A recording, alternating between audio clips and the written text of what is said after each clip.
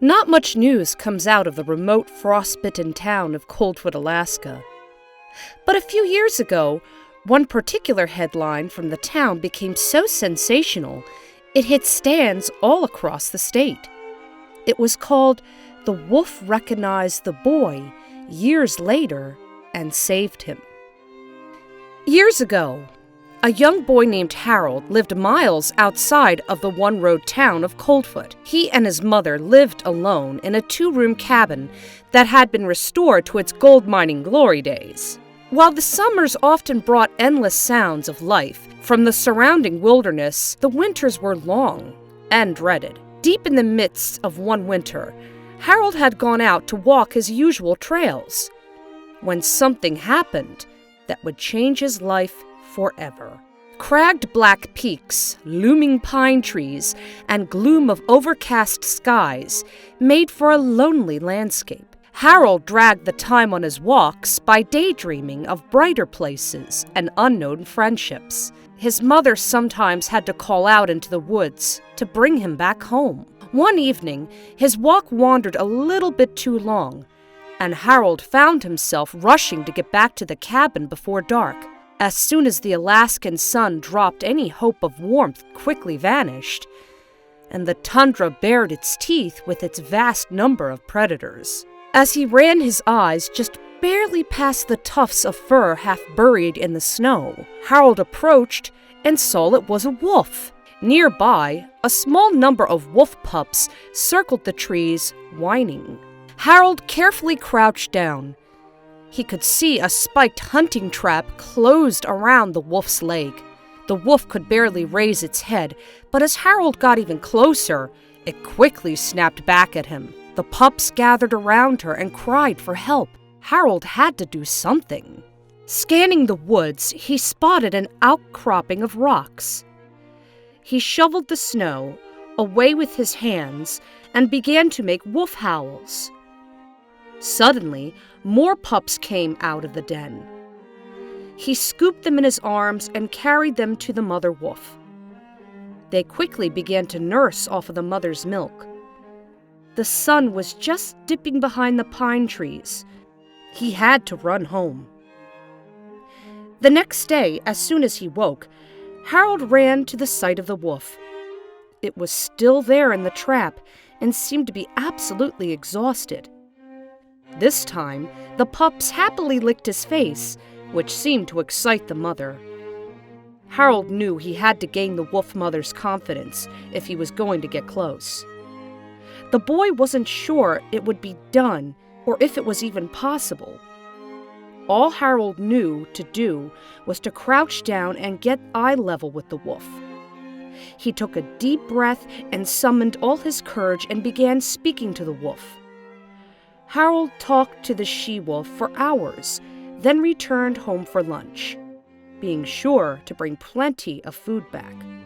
He tossed hunks of raw meat to the wolf, and the pups continued to nurse. After a few days, Harold had begun to inch closer and closer.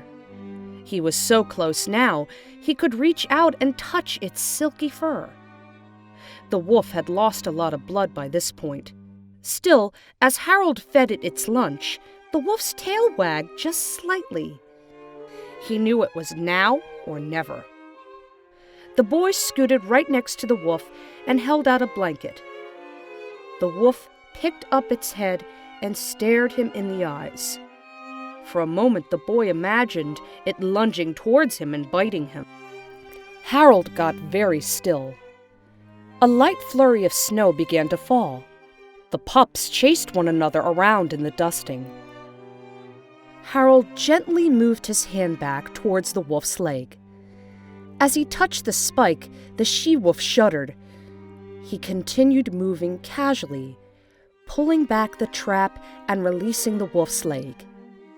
It stood up on its legs, much larger now. Harold fell back and stared.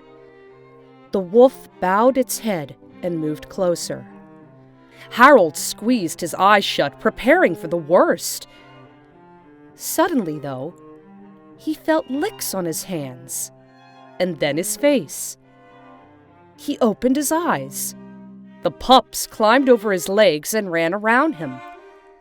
The wolf stared at him understandingly.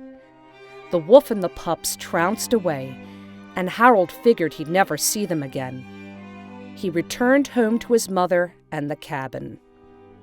Harold returned to his trails 5 years later, long after he and his mother had moved back to town. He and his mother were preparing for another move to Washington State. For the first time in his life, he'd attend a traditional public school and would be surrounded by all people and things he wished for. But before he left, Harold wanted to go back to the old woods he used to know. As Harold stepped into the woods, he immediately spotted the ancient rusted hunting trap. It was bent back just as he had left it, practically untouched and half buried in the snow. Harold crouched down by the trap and picked it up. He felt a rush of memories return to him. He automatically looked over to the snowy outcropping of rocks. He crept towards the rocks carefully. Suddenly, there was the sound of heavy breathing. First came a long brown snout, then the luminous big eyes of a great Kodiak bear. The bear bowed its massive head, then looked up and locked its eyes with Harold. It roared, spitting globs of spit and the gnarled meat of its last meal into the air. It charged towards Harold. He latched onto the nearest pine and began scooting up as fast as he could. He was a good 15 feet up by the time the bear reached the pine and began clawing at it. It latched on as well and began to climb towards him. Harold howled out just as he had all those years before. Harold prepared for the worst, but continued howling as loud as he possibly could. Suddenly, the bear stopped and glanced back. It slowly descended from the tree. Just through the trees, Harold could see 4 massive wolves surrounding the bear. They snarled and snapped, the bear clawing towards them, but retreating away from the tree nonetheless. The bear turned and finally ran. The wolves left, but one stayed and strolled up to the tree. It looked up at Harold. He knew immediately it was the she-wolf he had saved years before. The she-wolf simply stared up at him for a long time. Harold slowly descended. Just before reaching the bottom, the mother wolf let out a ripping howl, its sounds echoing through the snowy forest. The wolf ran off. Harold searched the woods, but soon left and never returned again. Harold will never forget that day in the woods and would forever be reminded of his time in the wolf pack. He understood that there were things in nature that were well beyond his understanding of human nature. For that short time years before, Harold and the injured wolf overcame barriers between one another. The bond had mysteriously penetrated each other's worlds. It may seem impossible, but the friendship between man and beast can be so amazing. Harold may never have an experience like this again, but it would change his entire outlook on life forever. If you enjoyed this video, be sure to like, comment, subscribe, and hit that notification bell for more. You won't want to miss any other amazing fact stories. As for this story, the newspapers printed up Harold's incredible experience in the wild with the headline, "This was the story of the wolf recognizing the boy years later and saving him."